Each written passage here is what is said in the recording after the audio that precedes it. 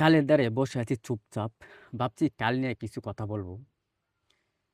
কালের জীবনটা আসলে কিভাবে চলে? কাল বলতে বোঝায় একটি নদী বা ছোট্ট একটি খাল। এটা দিয়ে অনেক কিছু যায়।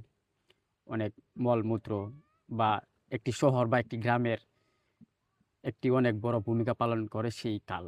আজ সেই কাল নিয়ে আমরা কিছু কথা বলব। এই কালের বয়স অনেক। আমারও জন্মের আগে। আমার বয়স এখন চলে ২৫ বছর। ২৫ বছর আগে থেকে এই কালটা রয়েছে এই জায়গায়।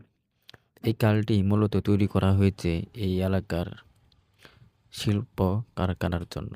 এই এলাকাতে প্রচুর শিল্প কারখানা আছে। আর এই কারখানার যত ময়লা পানি সব এই কাল দিয়েই অনেক দূর পর্যন্ত চলে যায়। বিশেষ করে অনেক দূরের নদীগুলোতে।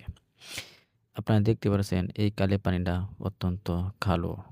শুধু কালোই না, এই পানিতে অনেক ময়লাও আছে। তা আমরা স্পষ্ট দেখতে পাচ্ছি এবং আপনারাও দেখতে পাচ্ছেন।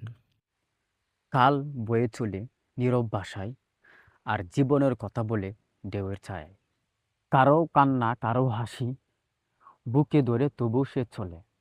থামে না কোনো মোড়ে। এটাই তো কালের জীবন।